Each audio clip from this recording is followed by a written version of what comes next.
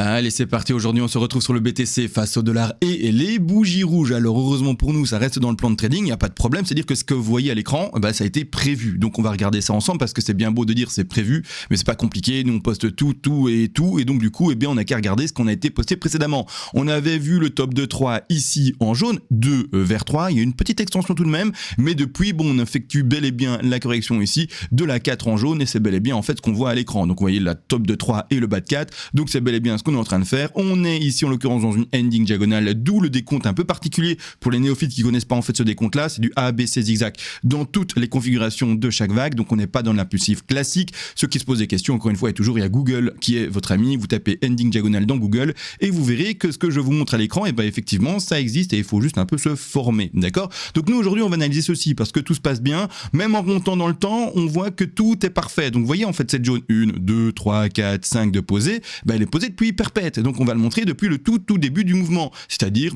je monte encore dans le temps. Là, on est le 2 mai, donc quasiment au tout début du mouvement. Et on était déjà dans la 1, 2, 3, 4, 5. Et actuellement, on fait la 4. Alors oui, les intensités sont pas extrêmement bien représentées ici. Mais l'idée, c'était juste de montrer qu'on monte en 1, 2, 3, 4, 5. Et depuis, on développe. Et tout ce qu'on développe, se passe très bien. Et on est en train de faire actuellement la 4. Donc ça, c'est le sujet de la vidéo aujourd'hui. Juste avant, vous avez vu d'ailleurs, on a un Discord. Parce que du coup, je vais vous le mettre devant les yeux.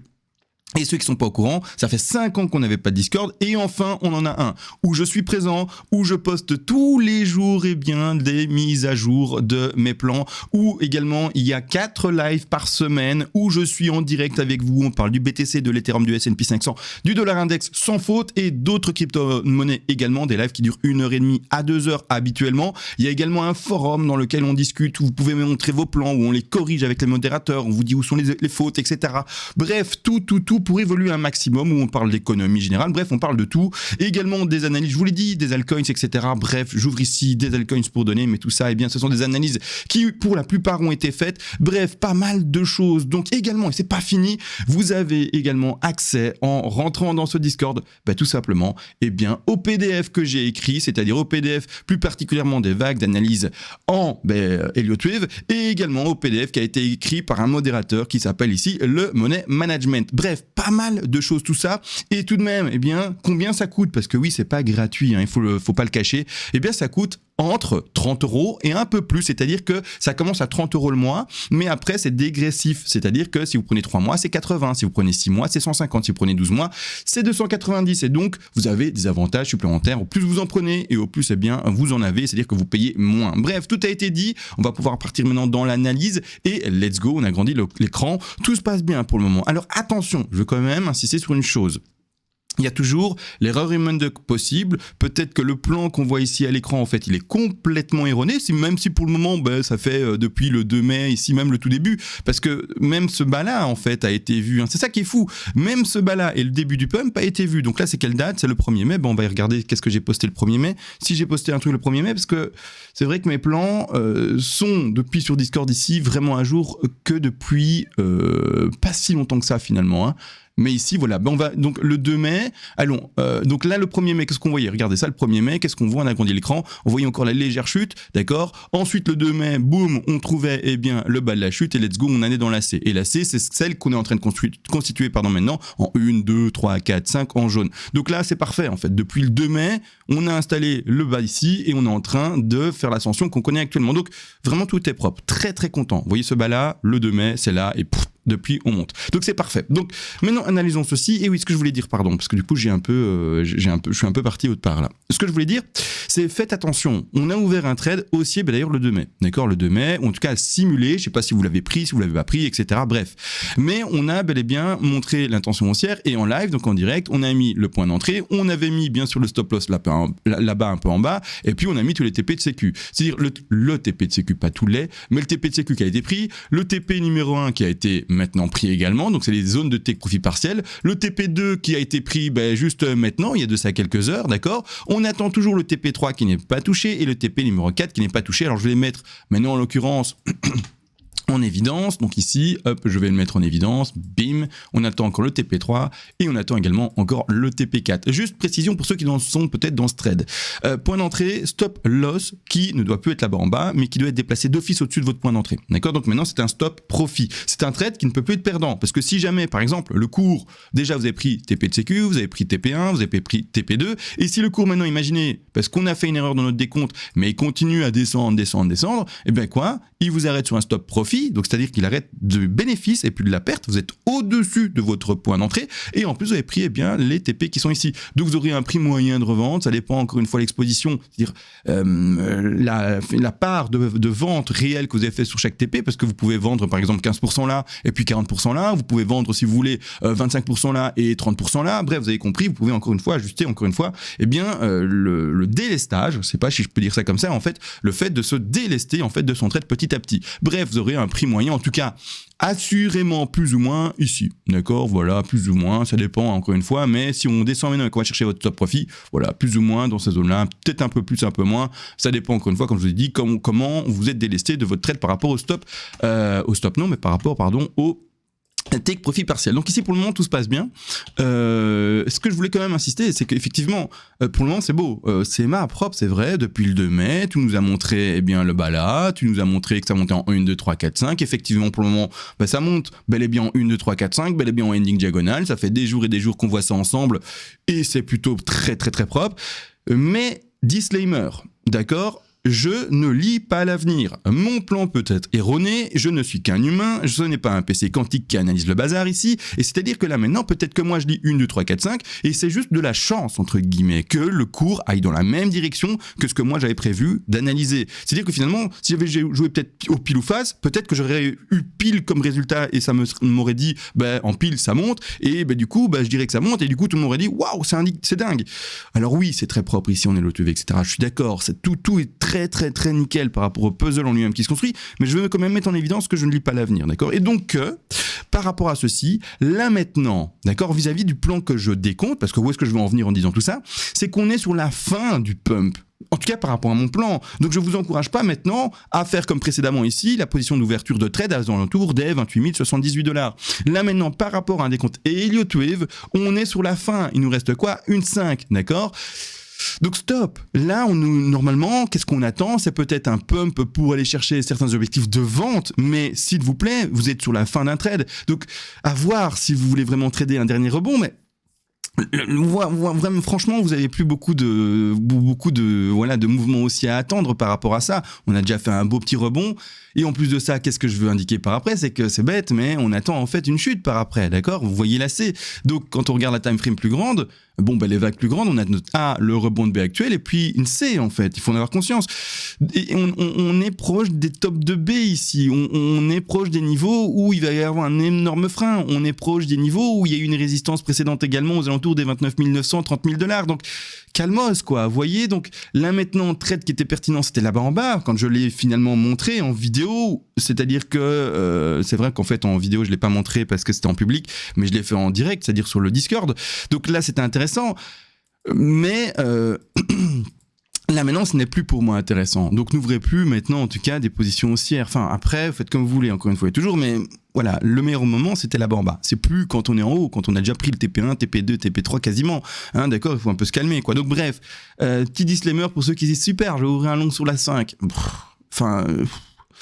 Vous pouvez, je dis pas, mais voilà, ça devient de plus en plus risqué. Au début du mouvement, c'est chouette, il y a tout ce potentiel-là. Quand on est à la fin du mouvement, il y a plus que ce petit potentiel-là. Et s'il y a une erreur humaine dans le tas, vous vous retrouvez avec un trade qui est perdant et surtout vous n'êtes pas rentré au meilleur moment. Donc voilà, c'est vraiment le petit disclaimer, mais voilà, attention à vous, c'est plus qu'une 5, quoi.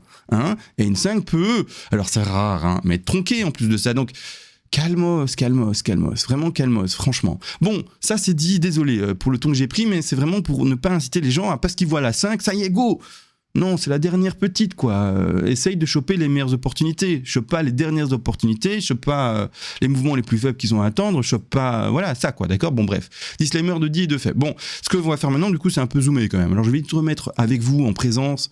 Désolé, moi, je fais pas de montage, hein. Vous voyez que du direct, il y a pas de texte, il y a rien. C'est pour ça que parfois, en fait, quand je parle, parfois c'est trop long. Vous dites, mais c'est trop long, c'est juste qu'il y a pas de texte, donc je suis en roue libre, pardon, et du coup, effectivement... Parfois, je gère pas ce que je dis et parfois c'est trop long. Mais bon, c'est pas grave.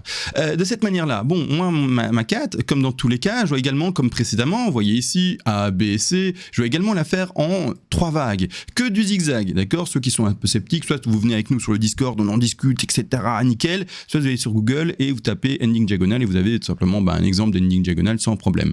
Je vais zoomer en quart d'heure pour voir ça. Et pour le moment, la 4, je la vois en... Pour le moment, 3 vagues également.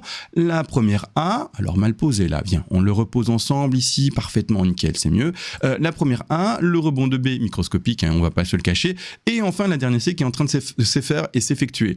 Petite précision également, vous voyez bien que la 4 ici peut dépasser, retranspercer le top de 1. C'est tout simplement normal dans une ending diagonale, d'accord? Toujours Google et vous avez la réponse.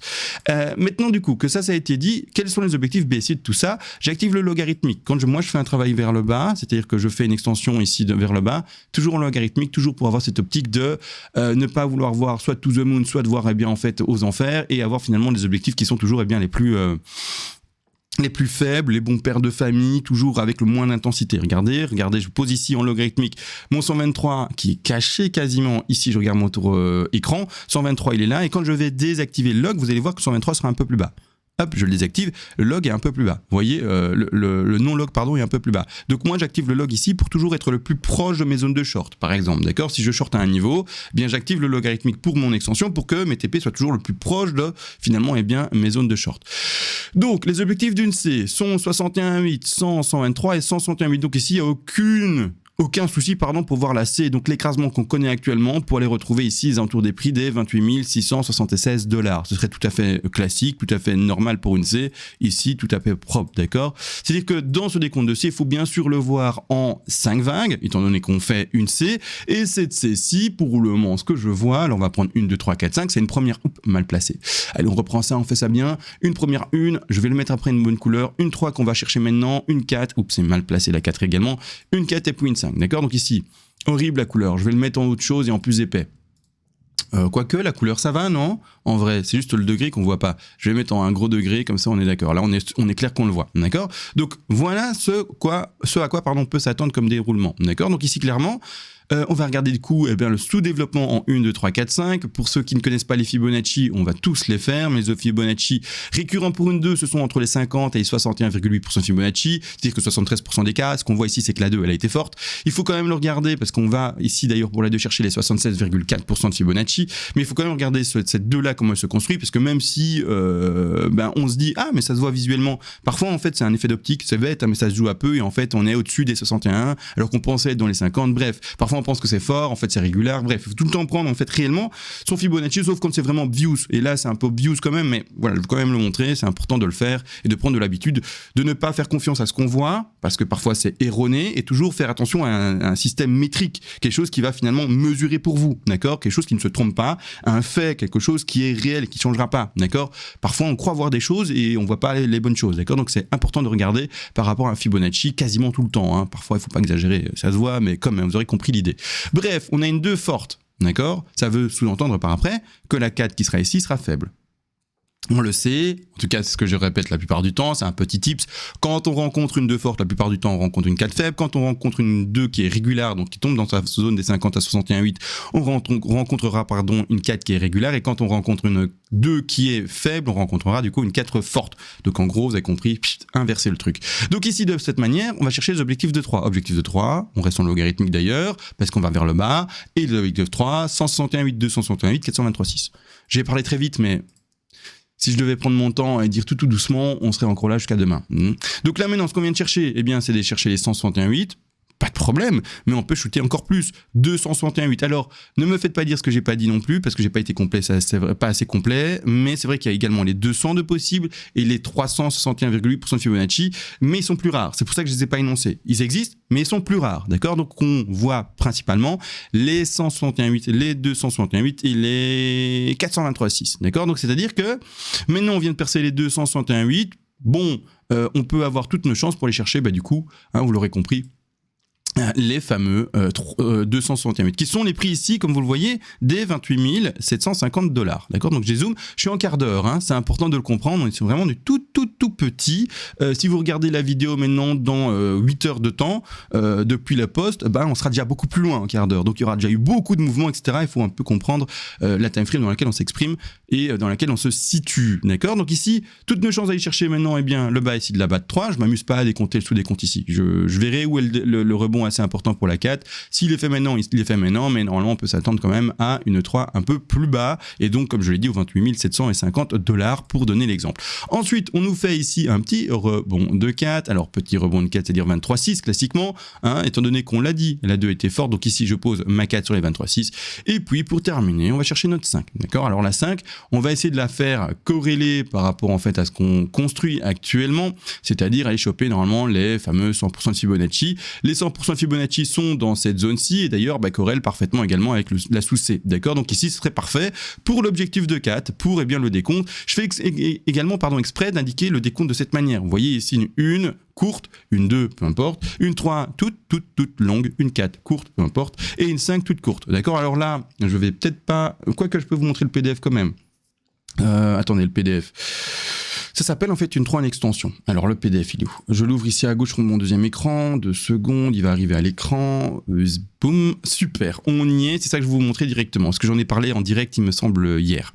C'est-à-dire que la première 1 toute courte, la 2 toute courte, la 3 toute longue, la 4 toute courte, la 5 toute courte. C'est ça que j'essaie de vous montrer. Est-ce qu'il y a d'autres exemples? Il y en a plein d'autres, mais bon voilà, dans la chute, donc ici une courte, 2 courtes, bon, 2, peu importe en fait, 3 toutes longues, 4 et puis 5 courtes. Mais ici, c'est pas ouf non plus, hein. Là, je trouve que c'est pas le plus parlant. Oui, celle-ci est peut-être un peu plus parlante. 1, 2, 3, 4, 5. D'accord, alors attention, là c'est en termes de décompte 1, 2, 3, 4, 5, 6, 7 pour montrer et avoir plus de facilité à décompter en fait l'extension. Mais en gros, voilà, vous avez compris l'idée. On part vraiment sur une 1, 2, 3, 4, 5. En tout cas, c'est ce que j'indique ici pour eh bien, le petit décompte. Alors on retire le PDF maintenant, boum. Pour le petit décompte ici que l'on voit, en l'occurrence, pour notre dernière 5. Et puis après, let's go pump. D'accord. Alors j'ai bien conscience qu'en chartisme plus simple, d'accord, donc en chart avec des biseaux ascendants, des biseaux descendants, des drapeaux, tout ce que vous voulez, des épaules tête épaules inversées, des épaules tête épaules classiques, tout ce que vous voulez, d'accord, des tasses avec anse, bref. J'ai bien conscience, bien sûr, que quand on regarde un graphique où il n'y a rien, il y avait bien sûr un biseau, d'accord? Il y avait un biseau, bien sûr. Malgré tout, mon analyse Yellow Wave est complètement dissociée des analyses chartistes simples, d'accord? Mais complètement. Ça n'empêche que si vous faites de l'analyse chartiste simple, vous, normalement, faites l'analyse et donc tradez par rapport à cela, d'accord? C'est tout. Maintenant, il existe également des fake breakout, d'accord? Vous en avez sûrement conscience si vous faites de l'analyse chartiste simple. C'est-à-dire que grossièrement, bon, je dis simple, hein, mais c'est parce que mon analyse Yellow Wave, je la trouve un peu plus compliquée, c'est juste ça, d'accord? C'est de l'analyse chartiste également, mais pas avec des patterns, juste en mettant 2 lignes, et c'est assez simple à lire, en gros, d'accord? Donc ici, ce que je veux dire surtout, c'est que ça existe en fait des fake breakout, et du coup, dans mon plan Elliott Wave, si on devait en parler dans l'analyse ici avec un biseau ascendant, je dirais, du coup, que mon analyse à moi inviterait à avoir un fake breakout pour après refaire un nouveau plus haut, d'accord? Après également, ceux qui font de l'analyse chartiste ici, vous savez que quand on fait un biseau ascendant, il y a des objectifs, et ces objectifs sont la touchette par rapport en fait au support. Par exemple, de retrouver ce niveau-là, d'accord? Ou retrouver ce niveau-ci. Vous mettez un TP, donc si vous vendez la cassure ici du support, vous allez mettre des TP, donc des zones de prise de bénéfice sur en fait ce niveau-ci et ce niveau-là, par exemple, d'accord? Donc c'est-à-dire aux alentours des 28 700 et aux alentours également des 28 200, d'accord? Donc ça c'est des zones de TP et vous shortez et vous allez choper, d'accord? Bon, voilà, c'est comme ça. En tout cas, c'est comme ça que normalement vous devriez faire si vous faites encore une fois des prises de bénéfices avec palier. Parce que si vous ne faites pas ça, vous faites une vente nette et puis après un rachat net, c'est-à-dire à 100% et à 100%, c'est très très très risqué, il me semble. Hein. Bon, après tout le monde fait comme il veut. On est tous majeurs, il me semble. Normalement, si vous touchez à des marchés spéculatifs, c'est que vous êtes majeur. Sinon, je sais pas comment vous faites de votre côté, mais en tout cas, normalement, vous êtes majeur et donc vous devez normalement gérer ce point-là. Bref, du coup, on s'attend normalement à un développement qui peut atteindre les 28 600. D'accord, pour notre petit BTC. Et après, terminer la dernière ascension. La dernière 5 ici. D'accord. Et après, terminer toutes les vagues. Toutes les vagues, toutes les vagues, toutes les vagues. Et puis chute. D'accord. Alors, si jamais je me suis trompé, mon nez qui gratte, encore une fois, ne vous pensez pas que je prends des choses. C'est horrible de se gratter le nez comme ça. C'est juste une horreur. Mais bon, bref. Ici, la chose, c'est que si jamais mon décompte est erroné, c'est possible. Et c'est pour ça d'ailleurs, comme pour moi, en plus de ça, on est à la fin du décompte haussier. C'est possible qu'il soit erroné, que justement, le BTC maintenant, eh bien, ils disent let's go, on va aux 25 000. Du coup, trade gagnant, on est content de toute manière, stop, profit, prix, etc. Si vous voulez également déplacer du coup dans cette optique de trade, déplacer votre stop profit plus haut que ce que là où moi je l'ai indiqué. Maintenant, vous pouvez prendre un peu plus de risques, mais n'exagérez pas. N'allez peut-être pas le mettre aux alentours des prix qu'on attend, d'accord, pour la suite du plan. Donc mettez-le peut-être un peu en dessous. Et donc pour donner un petit exemple, par exemple les 28 500, c'est ok. Ne le mettez pas là où on l'attend en fait, le prix, pour pouvoir continuer à monter. Donc c'est très bête. Donc on attend ce prix là des alentours des 28 860, 28 670, 70, 70, 80, 90, 60. Bref, vous avez compris cette zone-là. Ne le mettez pas là, quoi, le stop. D'accord ? Mettez-le peut-être un peu en dessous. Bref, ça c'est pour ceux qui veulent monter leur take profit partiel de manière un peu plus leur stop profit de manière un peu plus agressive. Ça c'est dit. Et autre chose aussi que je voulais dire, c'est que du coup on en a parlé du stop profit, peu importe là où vous le placez, ça c'est vous qui tenez votre trade. Mais peut-être que je me suis du coup fourvoyé dans mon décompte, c'est tout à fait possible, même si ça a l'air net pour le moment. Et si je me fourvoie, il faudra arrêter toutes les vagues avant, et c'est-à-dire qu'on a eu un problème de décompte, et qu'en fait que cette 5-6, eh bien, c'est décompté avant, etc. C'est juste que je me suis trompé dans mon décompte, et que la A, B, C, c'est bien faite, et elle s'est terminée. Et on va regarder d'ailleurs quel est le Fibonacci. Regardons un peu le Fibonacci. Peut-être que le Fibonacci est incroyablement propre, de la A, B, C en bleu. Hein. Non, il n'est pas extrêmement propre. Il touche les 61,8, rien du tout. Ouais. Ouais, il touche rien. De toute façon, après, on attend les 100 là au-dessus, donc ce serait invalidant. Mais ouais, ce serait peut-être cool qu'il aille chercher au moins un Fibonacci, quoi. 76,4. Mais oui, bon, il n'est pas. Il n'y a rien à voir, en fait. Il n'y a rien à voir circuler. Clairement, il n'y a rien. Il n'y a rien du tout à voir avec ce Fibo. Il finit au milieu de tout, il n'y a rien à voir. Bon, ok. Je regardais par la curiosité. Bon, bref, on attend encore la petite chute. Puis après le rebond, si on va chercher son stop, on a pris notre stop et après on verra d'autres trades, etc. Pourquoi est-ce que je parle d'autres trades ? Imaginez que ce plan s'invalide à un moment. Bon, peu importe, on aura gagné des sous, mais imaginez à un moment il s'invalide et qu'il n'y a pas cette suite-là. Hop, il n'y a pas cette suite et en fait ça fait 1, 2, 3, 4, 5, je sais pas où, comment, d'accord, peu importe. Et que ça chute, qu'est-ce qu'on va faire du coup ? De notre côté, on va attendre des rebonds. Les rebonds, voyez ça. Pour pouvoir choper, c'est niveau statistique de rechute. Et après, on va shorter le marché. Encore une fois, c'est vrai. Je reprécise, je suis pas trop long là dans la vidéo. Waouh, déjà 22 minutes. Je termine avec ça. Je rappelle, ceux qui font un short dans un marché haussier, d'accord, c'est important, c'est les personnes qui sont avancées. Si vous êtes néophyte, ne shortez pas un marché qui est de fond haussier. Alors, je suis peut-être un peu agressif en disant qu'il est haussier parce qu'il est peut-être encore bear et peut-être qu'on va à $3 000. Que sais-je, mais il faut prendre une position neutre, haussière ou baissière, sinon on ne traite pas, d'accord ? Si vous êtes néophyte et que vous avez pris cette position haussière pour le marché boule maintenant et que le bottom pour vous a été connu à 15 000, ne shortez pas le marché si vous êtes néophyte. Ayez la maturité de vous dire je suis néophyte oui ou non. Pourquoi ? Parce qu'un néophyte va encore faire des erreurs de manipulation d'outils par rapport en fait aux échanges plateforme de trading où il est, donc c'est broker, d'accord, donc c'est-à-dire que peut-être qu'il va faire un problème de placement de stop loss, il croira avoir pris le bon outil ou je ne sais pas quoi, et en fait il aura mal placé, et en fait si et ça, il croira avoir émis des TP à certaines zones, en fait il aura peut-être activé un levier, et du coup en fait il n'est pas au courant que peut-être c'est son tour de payer des frais, bref, plein de choses, et en fait, le risque management de ce fait également peut être mal tenu. Donc bref, n'ajoutez pas, si vous êtes dans un marché bull de votre côté, finalement un facteur supplémentaire de perte, d'accord, de fait d'avoir du mal après à gérer. Donc c'est-à-dire si vous êtes, alors allons sur le BLX comme ça on a un historique complet,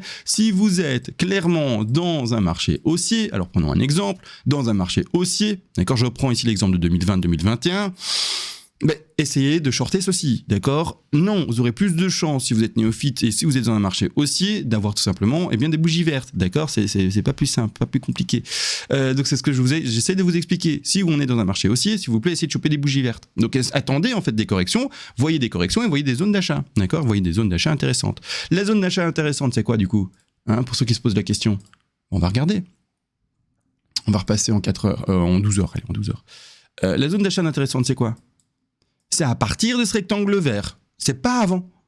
C'est à partir des 25 300. Pas avant. D'accord ? Pas avant. On attend une chute. C'est clair? Je pense que c'est clair. Et donc, du coup, ceux qui vont s'amuser à shorter ce mouvement-là, c'est que des personnes qui sont avancées. Les néophytes, vous faites trop d'erreurs encore. Vous n'avez pas un risque management qui est géré. Juste ayez l'honnêteté de vous dire, c'est vrai, parfois je fais des erreurs, parfois je comprends pas quand j'ouvre un trade ce que j'ai fait en fait. Parfois mon trade est clôturé, je sais pas pourquoi il est clôturé. Parfois mon trade il est perdant, je sais pas pourquoi il est perdant. Voilà. Si vous avez ce genre de cas de figure de temps en temps, mais c'est parfait en fait parce que vous êtes mature et vous arrivez à vous dire, effectivement, mon niveau, c'est que je suis néophyte. Et à ce moment-là, eh bien, c'est que du bonus pour vous. C'est que du bonus pour vous. Parce que vous prendrez les bonnes décisions. Voilà, là je pense que j'ai tout expliqué. Désolé pour la vidéo peut-être un peu longue, mais en tout cas je pense qu'elle était complète. N'oubliez pas, c'est vrai qu'on a un Discord. Revenez si vous étiez déjà avec nous et venez nous rejoindre si vous voulez discuter sur le forum, sur les altcoins, me voir en live, prendre la parole en live également. Vous pouvez parler avec moi, etc. Parler aux autres si vous voulez partager des plans. Bref, en fait, vous formez avec nous, on parle de tout et de rien. Mais bien sûr, quand je dis de rien, on parle toujours du BTC et des altcoins, et même parfois, en fait, de l'économie générale. Mais voilà, vous ferez plaisir aux membres, parce qu'on est bientôt 200 d'ailleurs sur le Discord si vous nous rejoignez. Plus on est, plus on est fou, et surtout, plus on est, plus il y a d'échanges, plus il y a de vie, etc. Et bientôt 200 les gars, c'est propre quand même. Bref, on se laisse, des bisous et à la prochaine.